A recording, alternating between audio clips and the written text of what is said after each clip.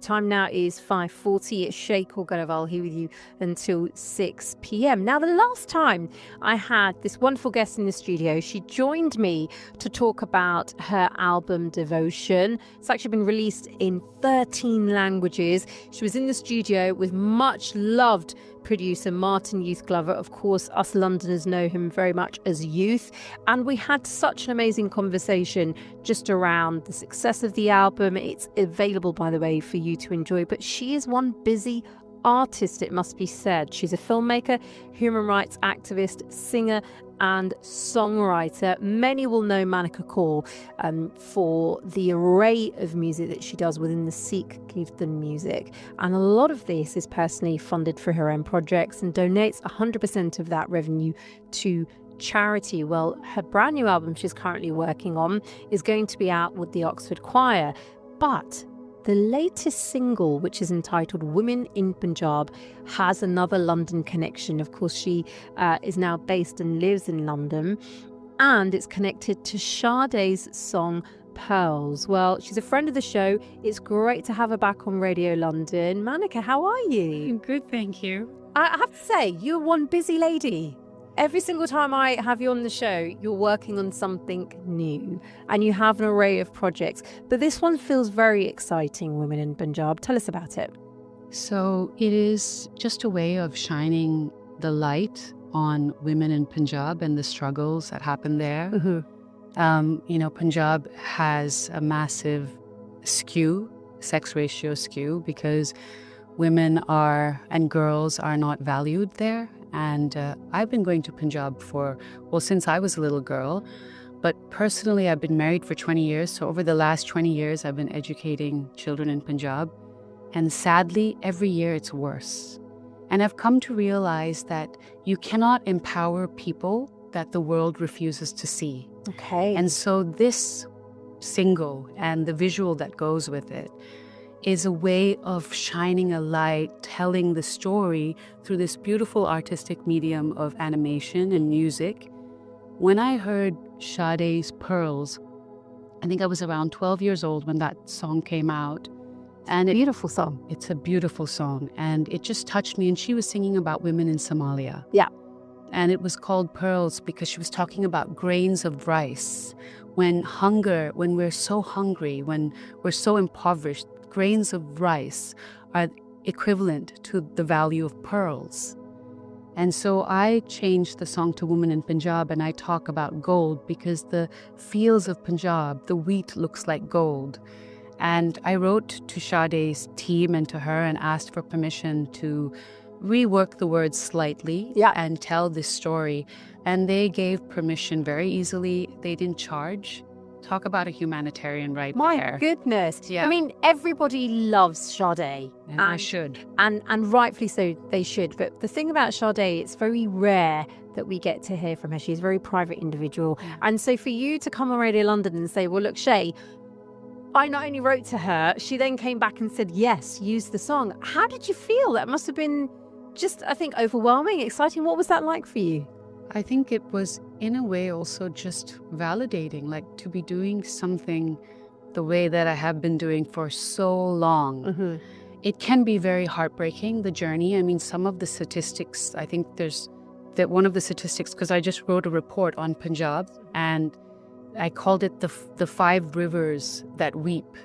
And it covers female feticide, infanticide, addiction, suicide, and modern-day slavery. Mm-hmm. And it talks about this cycle that has been going on, but to be going there and educating more and more children, supporting more and more widows, building homes, working in period poverty, and yet to write a report where you can see that things are getting worse every year, it is heartbreaking. And it is like just this moment of saying, where the universe is saying, keep going, Manika. Yeah. But within that, I think there's something to discuss because, of course, when we talk about statistics, there will be reports, as you've just mentioned, for any part of the world. And when one reads them, they are stark. Some of the statistics are harrowing.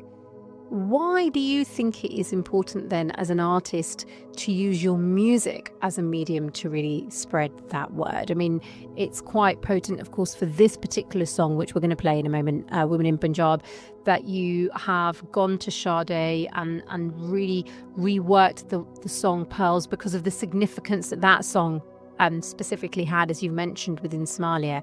But why is it important, do you think, as an artist to always break through the stats, essentially, and kind of reflect what's going on? I think that's what art is always doing. It is capturing what's happening in that moment.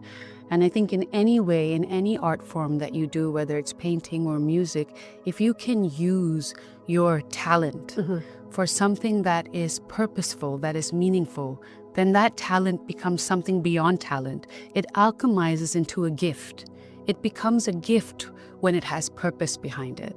And every artist, if you're seeking for something that has purpose, one of the fastest ways to come back and connect into your heart and into your humanity is through service. Right. The world, most of us are spiritually dislocated.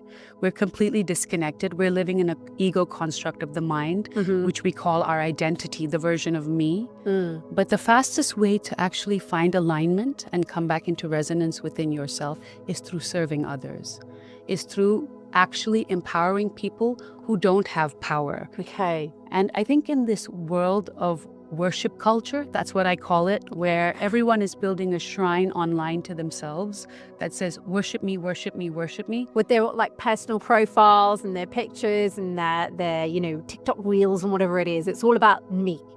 Well, that's because I think we need to understand as consumers of this kind of world that is being put out in front of us that what is valuable is your energy. And science proves this now. Quantum physics proves this, that where you place your thoughts is where you place your energy. So you're now sending your energy out of your body to whatever you're watching. And so that energy could be directed in useful ways. Yeah. It should be directed back to yourself, because we need to look at people and pages that remind us of our humanity, that ask us to water ourselves, to nourish ourselves, instead of pages that are harvesting our energy to build themselves up. And I'm not saying don't support people who are, trying to build whatever they're building. It's great, but also take a moment to reflect on things that really matter, because you're programming your mind by what you're watching. Sure. And a lot of it today, there's so many studies that prove that what you're watching is literally impacting your brain. It's brain rot. It's an important and it's a pertinent conversation, actually, Manika, because earlier this week, I was joined with the guest Lee Thompson from Flashback, and he was talking about this whole concept of a social media detox and how people now are really understanding the amount of time they are wasting doom scrolling online, sometimes hours. And he got me to do something which, I'm still a bit embarrassed to talk about. Producer Morgan's not here, but to look at our totals, on your phone, you keep your settings, your screen time. Yeah. I spend 3 hours and 40 minutes a day on my screen. That's way too much. Producer Morgan, it was only 1 hour and 17. I don't know how she's managed to do that, but that's amazing. But that's what you're talking about here, isn't it? Yeah. Is kind of getting away from all of what you see, that artificial world online, and understanding what's really important. Absolutely.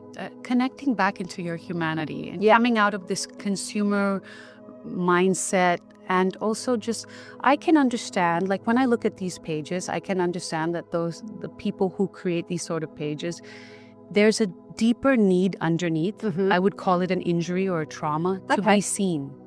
Because we're people who, it's attention-seeking behavior, but that comes from sometimes not feeling seen growing up, not feeling heard growing up, so all of us carry within us the story of unworthiness. And that shows up in the way we show up in life. And so I can understand that. But when I compare that to what's happening to these women and children in Punjab, what I'm trying to say is, please bring your attention. These are the real heroes. These are the real resilient survivors of this world, and they deserve your energy and your time more than makeup videos or fashion videos or pages that are really just about me. Yeah. And I think people who have that following, that big following, please use it to talk about those who have no power, who are completely invisible in this world, who has no one speak, because nothing changes until we see the problem. Right. But no one's willing to acknowledge a lot of these problems, and it is really hard to like write a report that I've written. You can find it on my Instagram. Yeah. It's like 20 pages. I know my page is very demanding of people. It is really asking you to sit and digest. It's engaging, isn't it? I'm going to end the show by playing the song, so I assure you I will get to that. We will get to Women in Punjab, and we will play it. But how does that make you feel? I just wonder, is it exhausting for you? Because at the crux of this, you are an artist, you're a singer, you're a songwriter, you're a creative. I mentioned earlier on, I appreciate you do a lot within human rights activism, but is it not exhausting? I mean, how do you kind of remove yourself from all of that pain when you are highlighting an issue like this? So there was a time when I started doing this work all those years ago, and I used to feel a lot of anger about what was happening. But then I realized that my anger wasn't helping. And so I shifted that energy, and this is why I talk about energy, into purpose. I've released 7 albums, 8 singles now, 2 short films, a bunch of online poetry videos, spoken word videos, a children's book. I have like a cartoon series coming, and I do it all and donate it all to this cause in Punjab. Mm-hmm. You ask me, am I tired? Absolutely not. What's there to be tired about? When you serve other people, when you serve the people who have real struggles, you don't have struggles. You have perspectives. Yes, very noble. But I do think there's also this whole, I mean, it's quite, I think it's quite beautiful. We're talking to you this week when, of course, on Sunday it was Mother's Day. This month is International Women's History Month. Of course, on the 8th of March, it was International Women's Day. So it just feels right that we're talking to you about the importance of women, and especially for the work that you're doing specifically with women in Punjab. The song is out and available now. We're going to play the song in a moment. Finally, what would you want to say to anyone who's loved following your journey? You're still working, as I was saying earlier, on another album, which is going to be releasing, and that's with the Oxford Choir. I really don't know how you managed to do all of this. So what would you like for our listeners to know about what's coming up next? So coming up next, yes, the EP with the Oxford Choir, an EP with Talvin Singh, an album with Paul Averinos, which I've just signed, who is this 5-time Grammy-winning producer in New York. Lots of work, and all towards humanitarian efforts.